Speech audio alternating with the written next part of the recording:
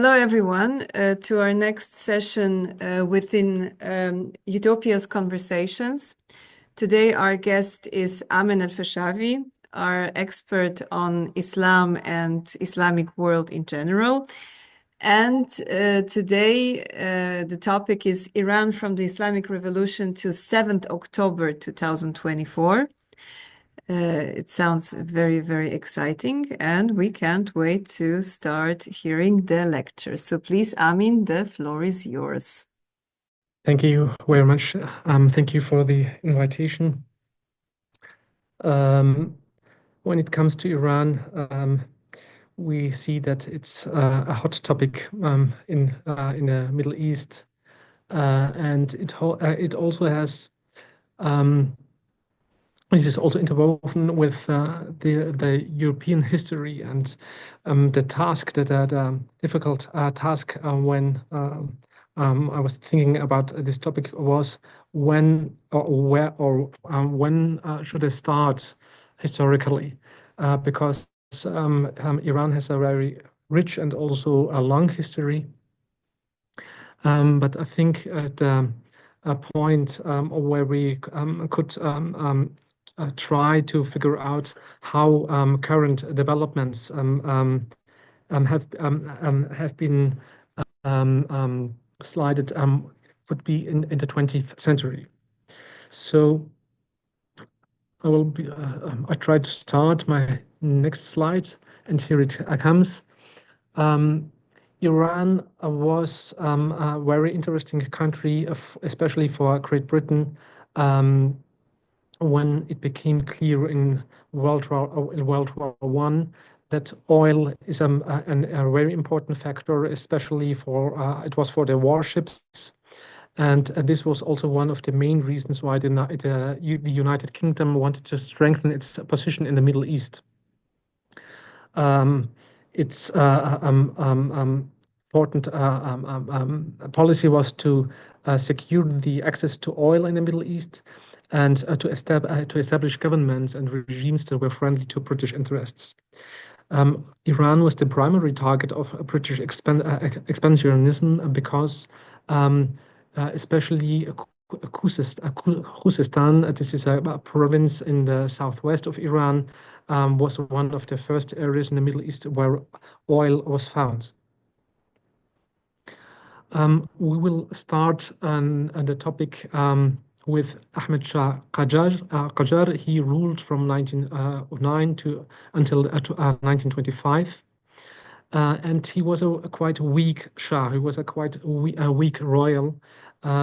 He had a very deep relationship with the United Kingdom, and it was also important for the British that he stayed in such a position. He got regularly payments from the British government.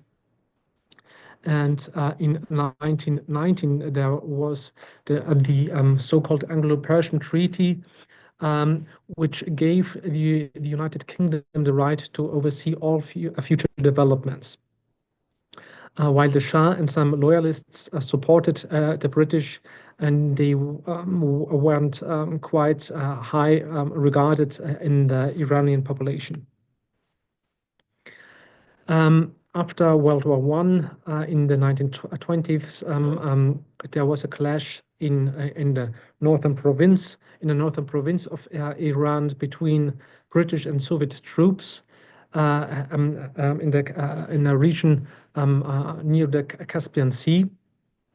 The Soviet invasion was perceived by many in the population as a possibility to liberate themselves from the British. And this resulted also in the short-lived Gilan Republic, or it was also called the Iran Soviet Socialist Republic. It only lived 1 year.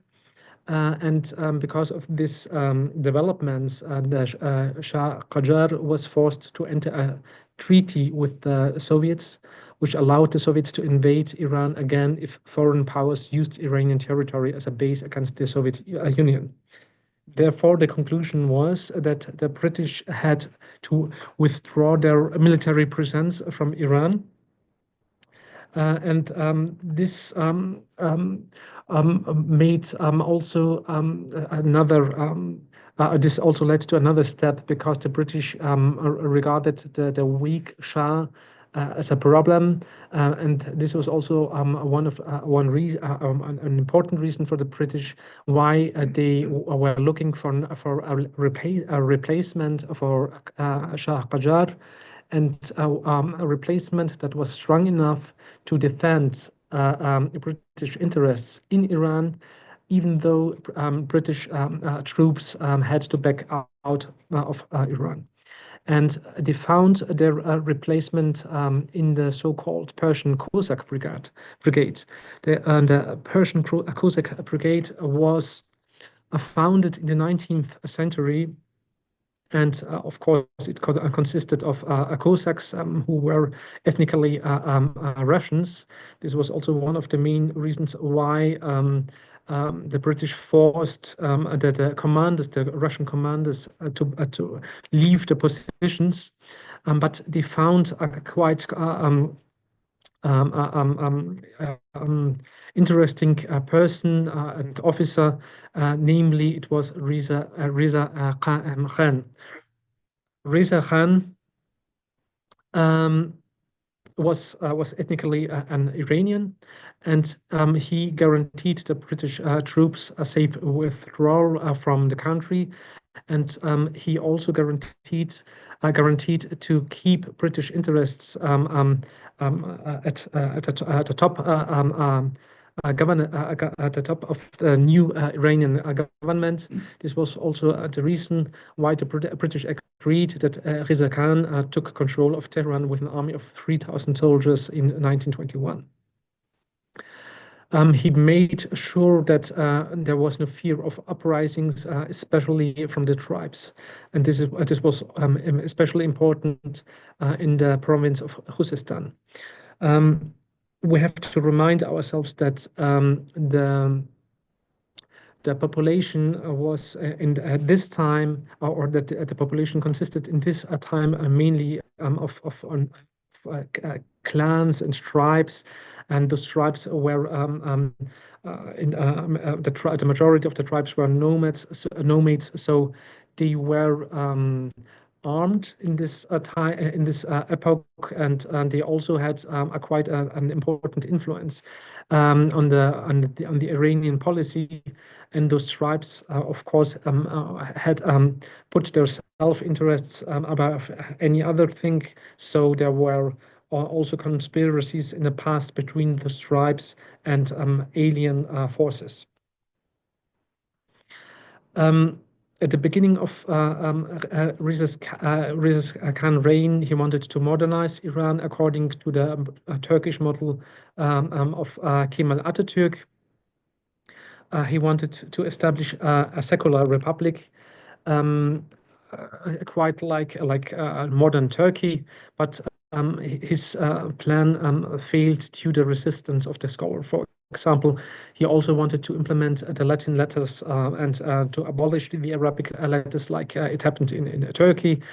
He there was also the famous dress in Iran, which was later revived, namely the chador for women, this black dress. And he banned the chador in public. But he also pushed for industrialization, and he implemented social reforms such as requiring all Iranians to adopt a family name. He himself took the family name Pahlavi, and he also eliminated honorary titles because they led to a division in society. In December 1925, the Iranian parliament appointed Reza Khan as Shah of Iran. He renewed the Iranian railway network within a very short time, and thus improved passenger and freight transport within Iranian borders. He reformed the Iranian judicial system, modeling it on a secular European courts. Before that, there was an ineffective Islamic judicial system in place. He also hired new teachers who were trained to a secular curriculum, thus removed education from the hands of Muslim clerics.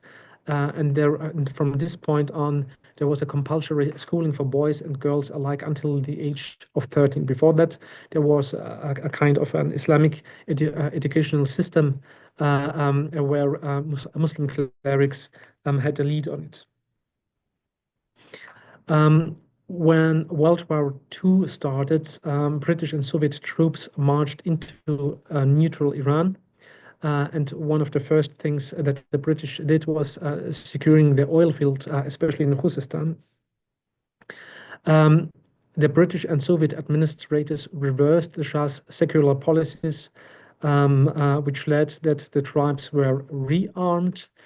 Religious clerics and communists were entrusted with important positions. In September 1941, Reza Khan was forced to abdicate because there was this fear of the British and the Soviets that he might resist certain dictations they had for him, and they regarded his 21-year-old son Mohammad Reza Pahlavi as a figure or a person who could be easily adjusted to British and Soviet interests.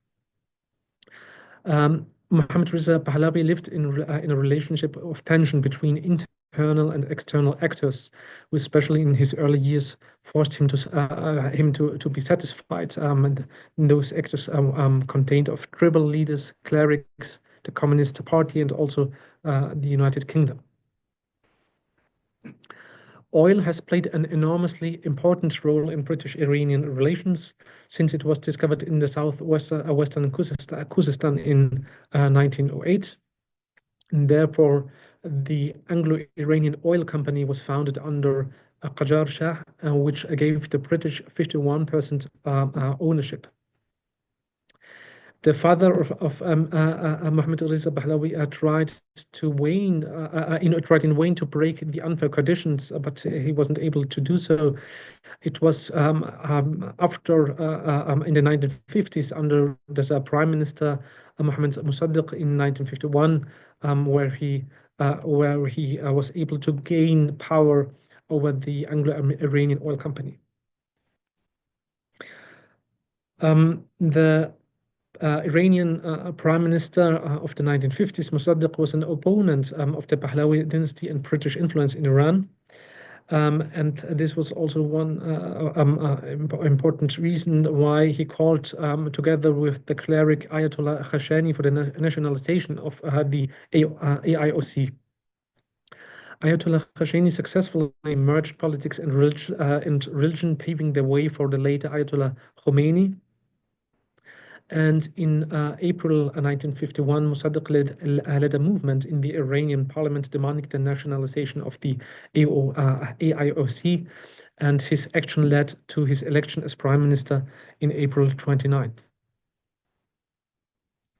So one of the first steps Mossadegh took was to expel all British employees from the country, but this led to a problem because the Iranians had no experience in managing the oil refinery themselves.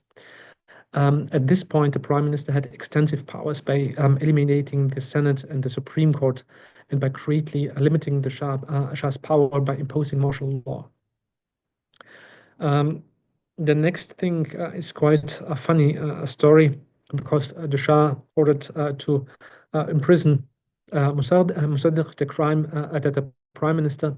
So what he did was he sent messengers who wanted to imprison the prime minister, but Mossadegh didn't give up, and what he did was he imprisoned those officers who were sent to him, and this led to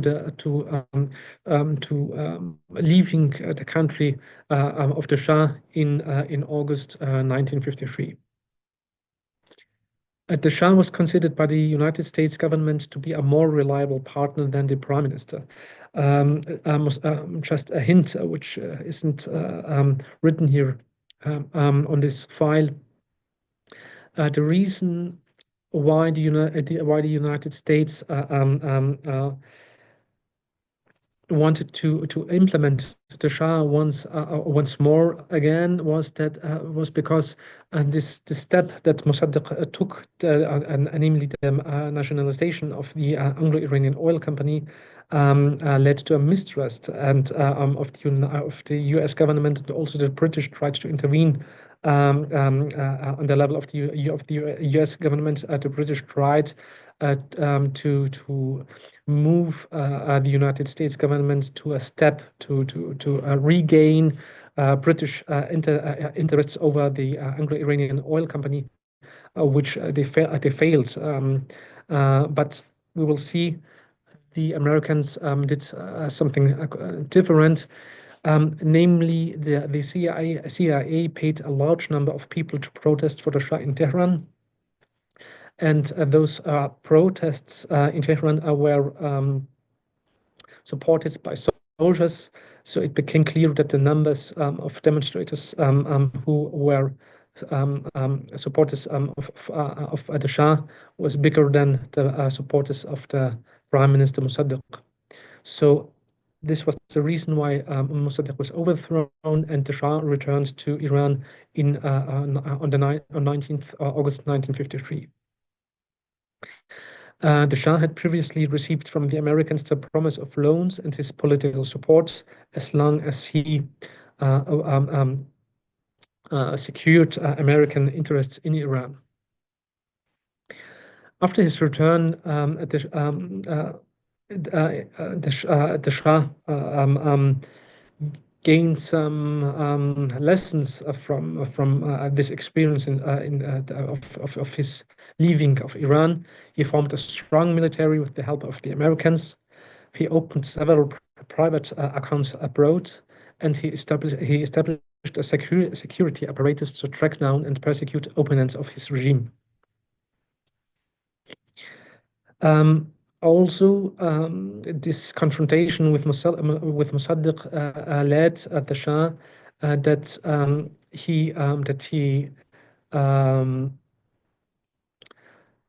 he used religion as a factor in shaping political opinion, as this was also the case in the cooperation between Mossadegh and the Ayatollahs.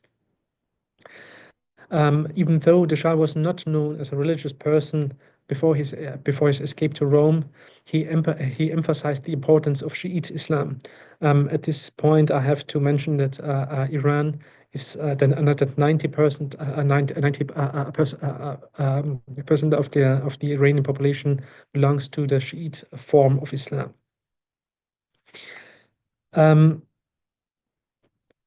From this point on, the Shah also tried to picture himself in public as a religious person. He visited Shiite shrines, and he also was on pilgrimage in Saudi Arabia, in Mecca and Medina, to give the population a picture that he was a pious person. In 1963, he started what he called the White Revolution. The White Revolution contained of the content of the White Revolution was that to give the majority of the population land. About 2/3 of the country lived as peasants, and only a few hundred families owned the majority of the land. So what the Shah did was distributing the land to the poor peasants, not to achieve justice, but to curb the power of the large landowners. But the downside, or also another effect of this White Revolution was that those landowners were important source of money for the Ayatollahs. So the White Revolution led to the Ayatollahs' involvement in politics, because their source of money was now missing. This is also one of the main reasons why Ayatollah Ruhollah Khomeini arose. He was born in the small town of Khomein, and his family claimed to be descendant from the Prophet Muhammad, and this is very important factors, especially to Muslims who belong to the Shia, to the Shias.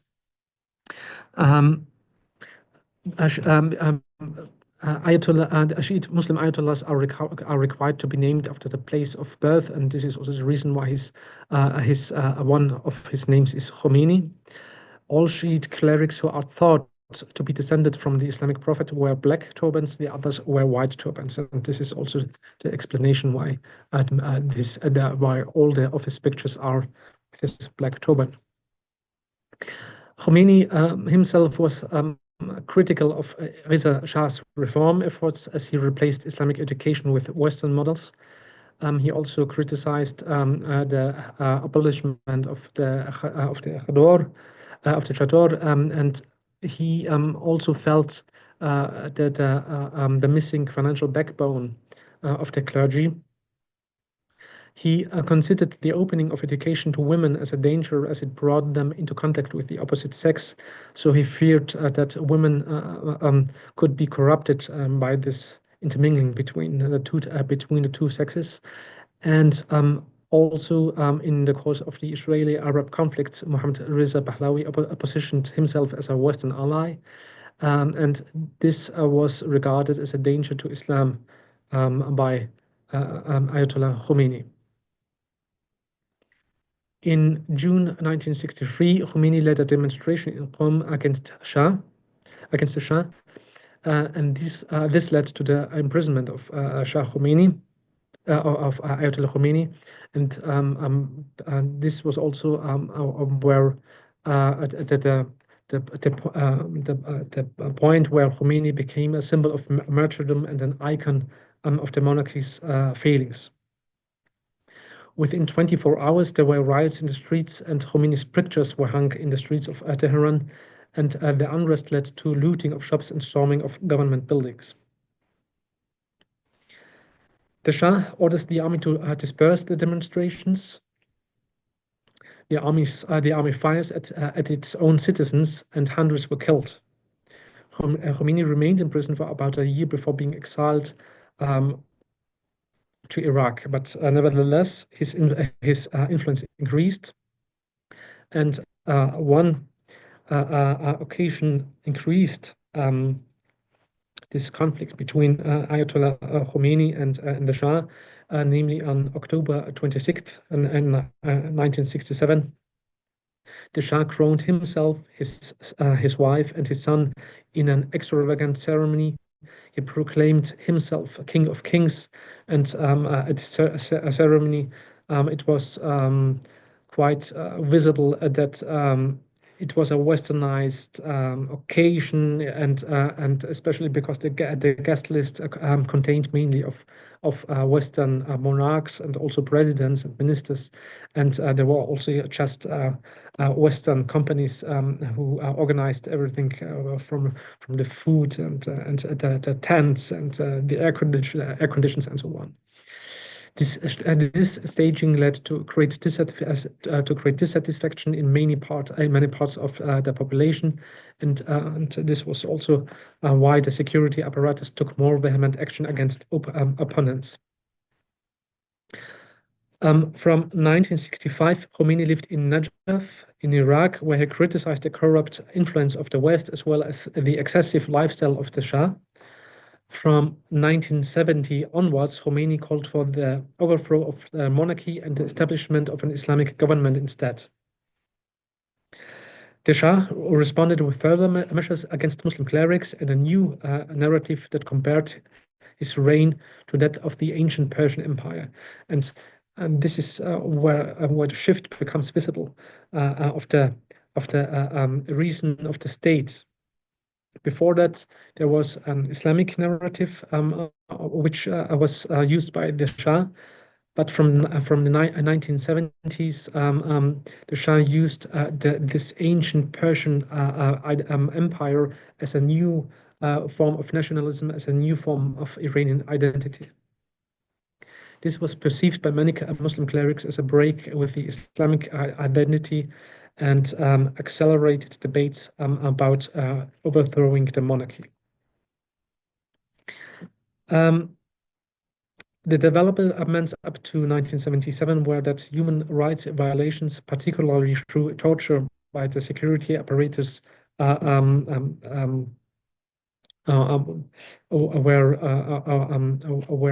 immense. And also the Shah created a one-party system which he controlled.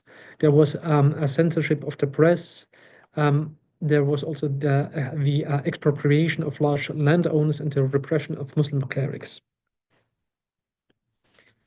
After Jimmy Carter's visit to Iran in 1977, Khomeini was personally attacked by a state media outlet, but this led to a big mistake because it gave more importance as he had before that. And this led to protests in Qom, to which the police responded with violence. 6 demonstrators were killed. A wave of further demonstrations was triggered. Iran called on Iraq to expel Khomeini from the country. And this and another fun fact, historical fact, that the French president of this time called the Shah, and he asked, because Khomeini was asking the French whether he would get asylum in France, and the French president asked before that the Shah if this would cause troubles in the relationship between France and Iran, and the Shah didn't seem to have any problems with that, and this was a mistake, as we know now. There was another historical incident which was called the Black Friday, and it was at the end of Ramadan, when peaceful protests took place against the Shah on the 8th of September 1978. Martial law was declared, and the demonstrators were shot by the army. At least 88 people were killed. These led to increased demonstrations and forced the Shah to leave the country in January 1979. The Ayatollah Khomeini returned on 1st of February 1979 to Iran. He ignored the interim cabinet appointed by the Shah. He called on his supporters to block the offices of the transitional ministers, and he himself appointed a leader of the new government, namely Mahdi Abad-Zargan, a former minister under Mossadegh's government, who was also flirting with implementing Islam into a new form of government. Ayatollah Khomeini ordered a referendum on an Islamic government. The only option was to vote yes or no on whether Iran should become an Islamic republic. To do so, voters had to choose either a green ballot for yes or a red one for no. So there was no secrecy at the ballots, and some polling stations had only green ballot papers. So it was no surprise that that more than 90% voted for the new form for a new form of Islamic government in Iran, which was disputed. Was that Khomeini implemented a new state power beside the legislative, executive, and judicial branch, namely what he called the Council of Guardians, or the Supreme Council. The Supreme Council consisted of 12 religious leaders who controlled whether the laws passed by the legislature were Islam compliant or not. So this council has the right to veto proposed laws by the parliament. There was also the office of the supreme ruler, who was a faqih, and could veto all aspects of the Iranian government. What is a faqih? This comes from fiqh.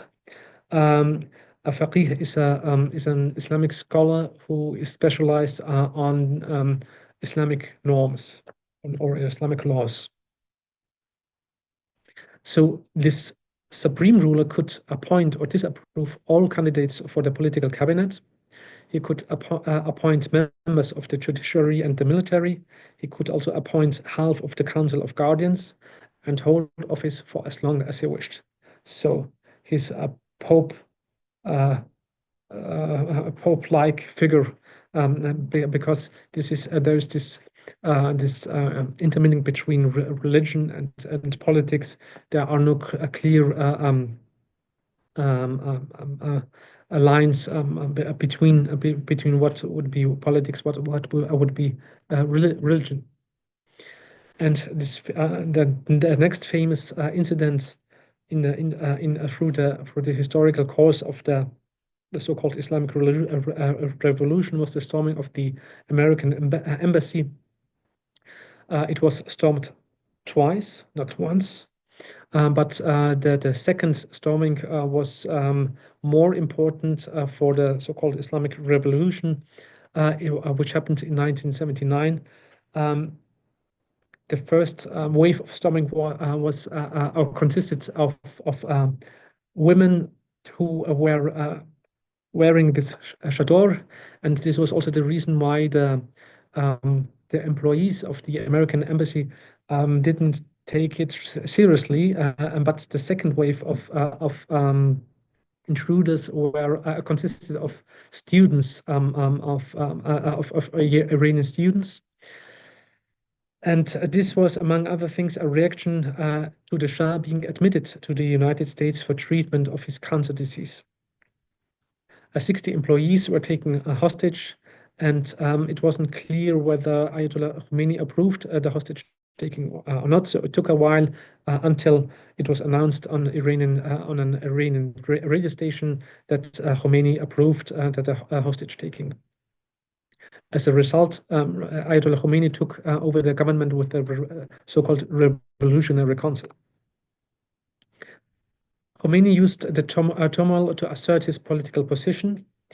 He spread the rumor that the Americans would attempt to storm Iran to free the hostages, to unite the Iranian public, because there were still struggles going on the streets, because not the whole Iranian population was friendly of implementing an so-called Islamic Republic, especially with this new form that Ayatollah Khomeini propagated. And on 24th of April 1980, an American attempt was on the way to rescue the hostages. The hostages. A sandstorm caused the operation to end in a disaster, leaving 8 soldiers dead. So a sandstorm led to the crash of 2 helicopters and also a transport plane of the Americans.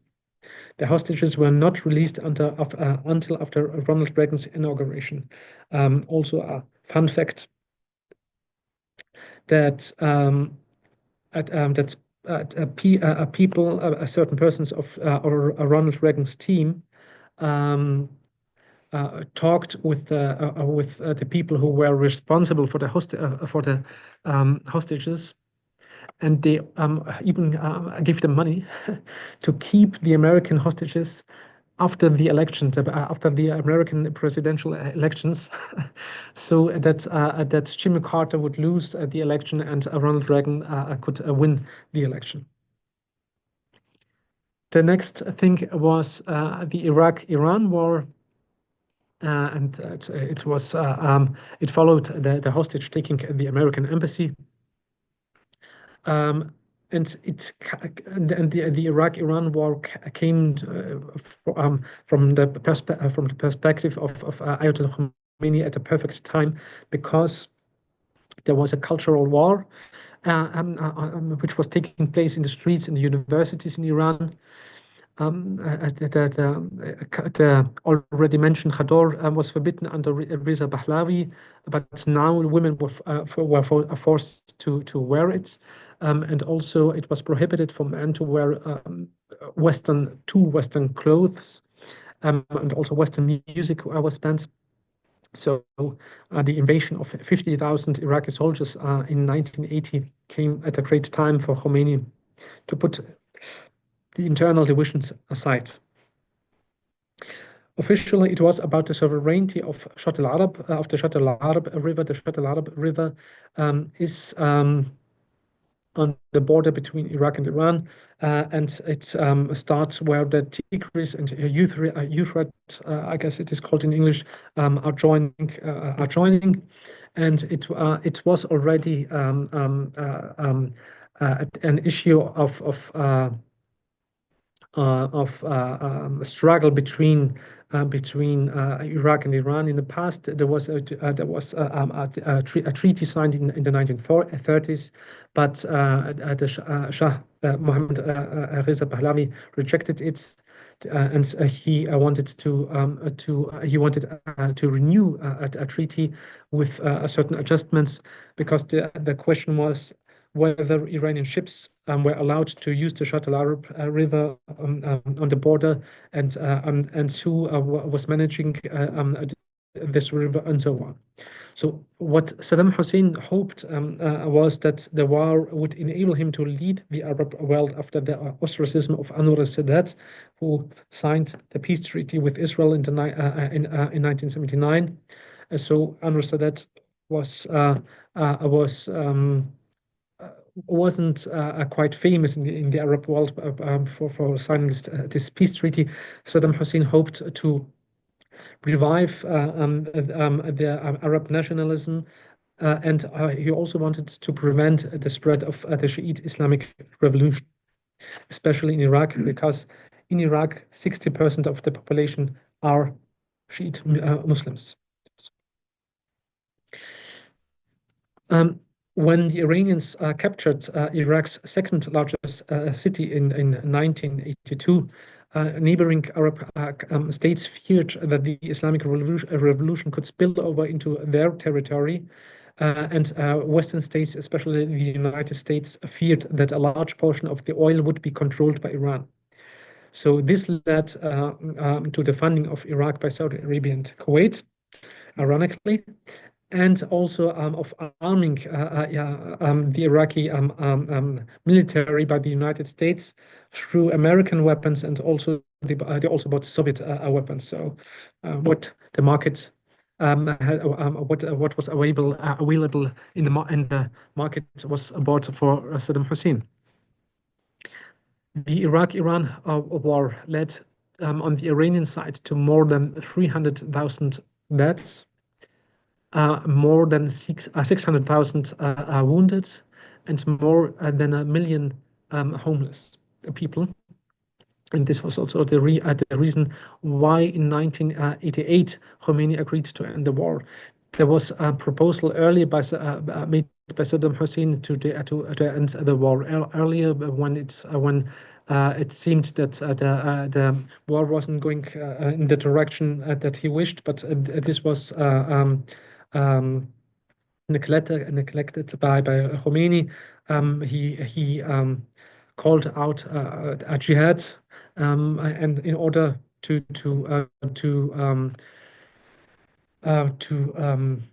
export his Islamic revolution also to Iraq and other Arab countries, but this illusion ended in 1988.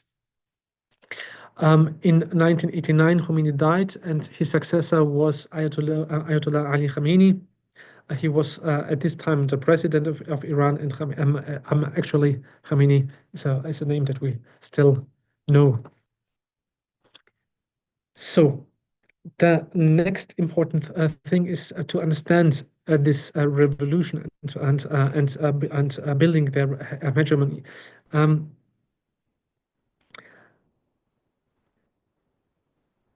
I now have to mention at this point about a phenomenon which is available not just with Shia Muslims, but also with Sunni Muslims, namely the phenomenon of pan-Islamism. Pan-Islamism is an idea that was created in the 19th century and Islamized the European idea of nationalism. When it became clear that the Ottoman Empire and also the Safavid Empire um, ceased to exist, Muslim thinkers tried to get to an to get to a solution and to revive the Islamic identity, to revive the Islamic Empire. So the idea was to unite all Muslims, and regardless of the theological differences, cultural differences, and also language barriers between all those of those countries. It was born in Egypt, right? It was born in Egypt. And if we try to read actually the writings of Khomeini, and also if we listen to his speeches, then we see that there is that there is a similarity between his ideas and the ideas of the Muslim Brotherhood. So he also mentions thinkers of the Muslim Brotherhood, and also one important figure for jihadism, Sayyid Qutb, and also another funny historical fact. The one of the creators of jihadism, Sayyid Qutb, he was on an Iranian post stamp in the 1970s, at the time when Ayatollah Khomeini was ruling Iran. So there is this similarity, and one important goal is for pan-Islamism, for the Sunni and Shia alike, to unite all Muslims under one Islamic banner, and they also say what they are against. So their own Islamic identity is emphasized, but also enemies are being made clear. Enemies are also in the context of the Iranian government and the Islamic revolution in Iran. Enemies are democracies. Enemies is also communism. Enemies are also the Arabic states, which have been declared as infidels by Ayatollah Khomeini. So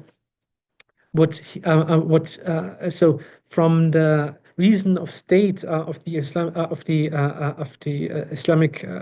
Republic of Iran is that they are not able to deal or to coexist with those other political systems, because they just accept one form of sovereignty, and name the sovereignty of God in their mind. And the sovereignty of God is then in existence if the Sharia law is implemented according to their literally understanding of the Islamic scripts. So what Iran aimed from 1979 on is to export their idea or their understanding to the neighboring countries and to other regions in the world. The United States and also Israel were framed as existential enemies, and Iran's foreign policy blends statecraft with a revolutionary ideology. The Iranian Guard Council and Quds Force became tools of asymmetric warfare.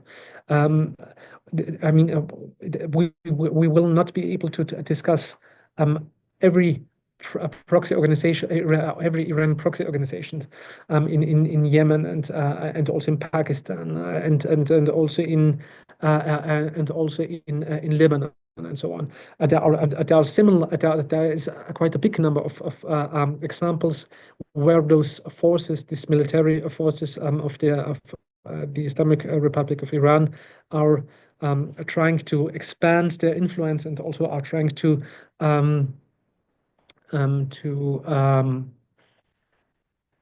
implement their worldview. Iran built a transnational Shiite network in some of the countries I've already mentioned, and the list is long. It forged alliances beyond national borders across the Middle East, but not just in the Middle East.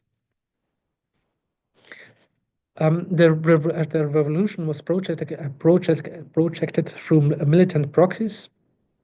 Media and education was promoted. Media and education promoted its ideology, and maybe I will give here an example. Because this example was also famous here in Europe, but it is not just even famous in Europe, it is quite famous worldwide. There's a TV outlet, TV channel which is called Press TV. Press TV belongs to the Iranian government, and they have an English channel. They also have an Arabic channel, and if one watches Press TV long enough, it's quite clear in what directions the programs are and what they are propagating. So they have also alternative facts, I would say. Sectarianism and anti-Westernism are key narratives, which are to be found not just in the Iranian media, but also in the medias of their proxies.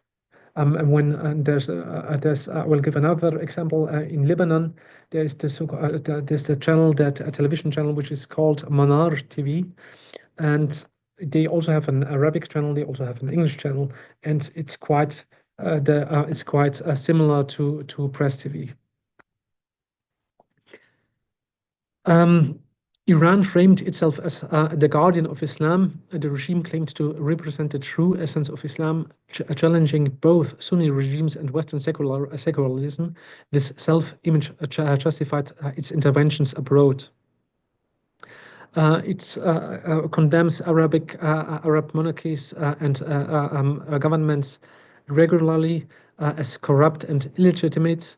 And the concept of resistance became central, especially in the Middle East, in the neighboring countries of Israel, but also in other places which are a little bit more in the Asian on the Asian continent. And Iran's leadership viewed a revolution as a religious duty.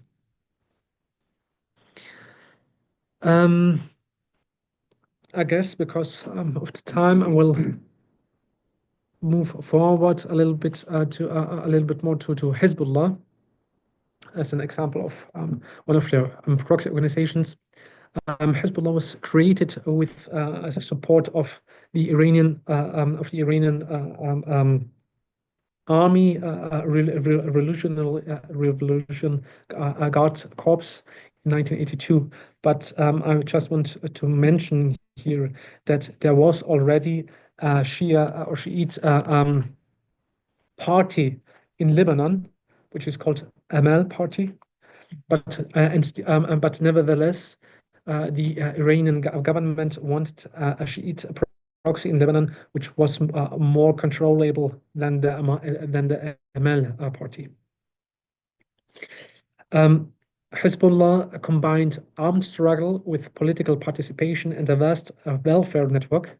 This hybrid model helped it gain legitimacy among Lebanon's Shiite population. And here's another similarity between what in this case Hezbollah is doing on behalf of the Iranian government and also the Muslim Brotherhood before the so-called Arab Spring.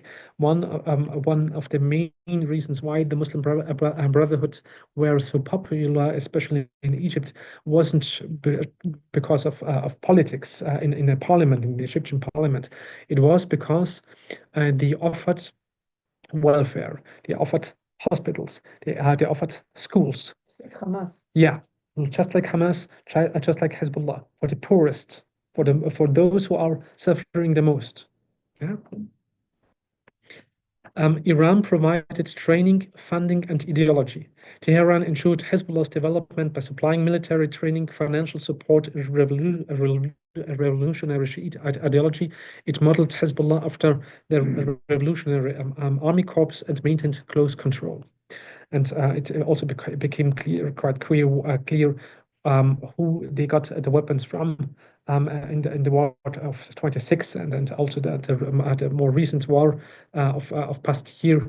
It's just one example. In 2006 they used anti-ship missiles, Chinese anti-ship missiles, but this was part of the Iranian arsenal, and because the Iranians had the license got the license from the Chinese to manufacture them themselves in Iran. Hezbollah became one of Iran's most successful proxy. It became a dominant force in Lebanon, politically, but also militarily. So the armed forces of Hezbollah got also more powerful than the Lebanese army, and this was also one of the reasons why Lebanon was on the brink of a civil war after the 2006 war between Hezbollah and Israel, because the Christian political actors and also Sunni political actors feared the power, the overwhelming power of Hezbollah. And Hezbollah also helped to expand Iranian influence, not just in Iran but also in Syria, especially after the so-called Arab Spring failed in Syria. Hezbollah sent their troops also to Bashar al-Assad in order to stabilize his regime. Of course, the leadership of Hezbollah always remained loyal to Iran's supreme leader, and there were regular meetings between Hassan Nasrallah and Ayatollah Khamenei. And they influenced the Lebanese politics to such a level that just as I've mentioned 2 minutes ago, that they were on the brink of a civil war. Nasrallah is this one who was killed recently? Yes, he was killed recently, yeah. Now, after he was killed, after the last war between Hezbollah and Israel, Hezbollah was so weakened that now, since last year, the Lebanese army is more powerful than Hezbollah, and this is also why the political system gains more stability in Lebanon since 2024. And this is also one of the main reasons why Sunni Muslims and also Christian politicians are now trying to get rid of the Hezbollah in order to prevent the same developments that took place in Lebanon before.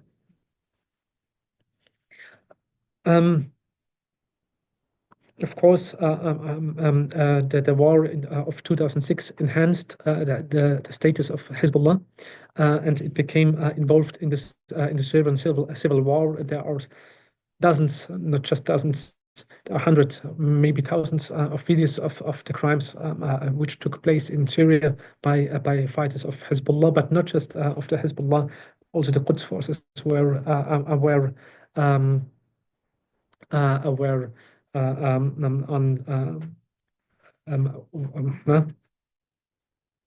were involved in crimes against the civil population in Syria.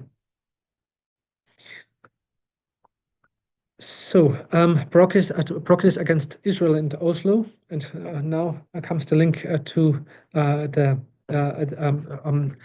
7th of October 2024.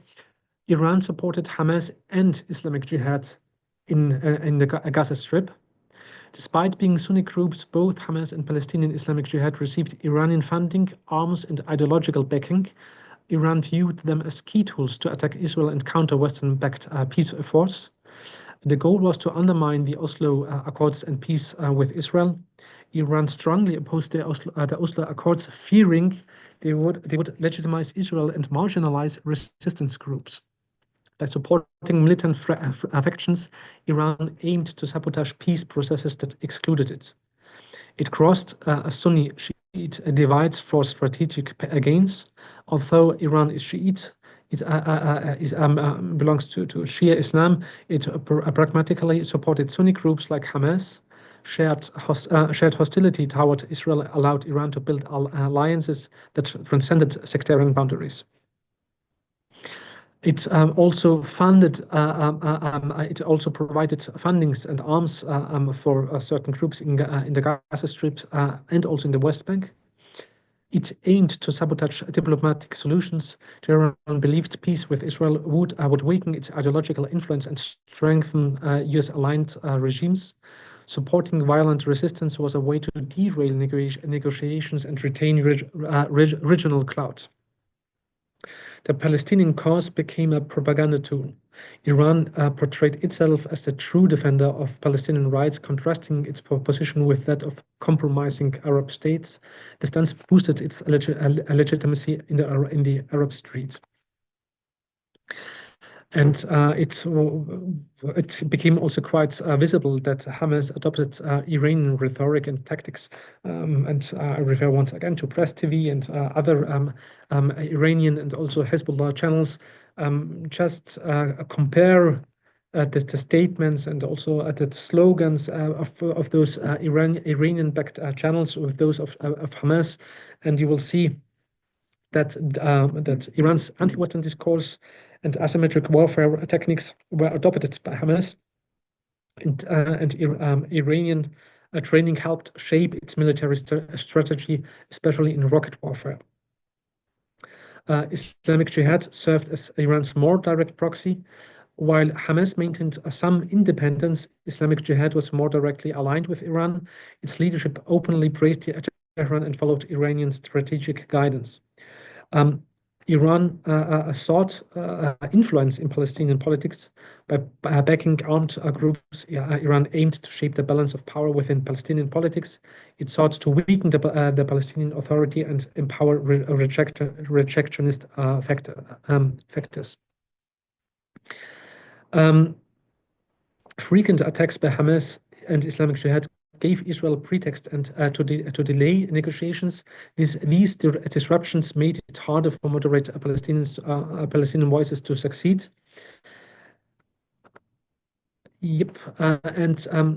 Iran encouraged attacks during key negotiations, not just in recent time, but also in the past. During major diplomatic moments like the Camp David talks, Iran-backed groups often intensified their violence. This was seen as a deliberate effort to derail breakthroughs, and Palestinian fractions were used as ideological vessels. And Iran gained enormous symbolically capital among Muslims.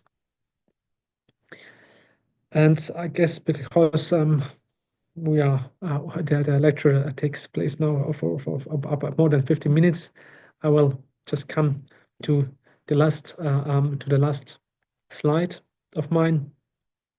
There is evidence that there were meetings between representatives of Hamas and of Iran in Beirut before the attack of 20 October 2024. There were meetings of Hamas representatives and Iranian and the Iranian military in 2023, where it obviously where they obviously talked about the attacks of 7th of October, and where they also tried to coordinate themselves, as we have seen after the attacks of 7th of October of Hamas. Also Hezbollah joined. And here I will hold my lecture. Thank you very much for your attention. Thank you very much. I'm going now to, yes. So thank you, Amin, for this very thought-provoking lecture. Thank you all who are here present and for all of you who are present here online. You need to mute. And for those who are going to see the recording later, please stay tuned and please follow our next lectures. Thank you very much and see you next.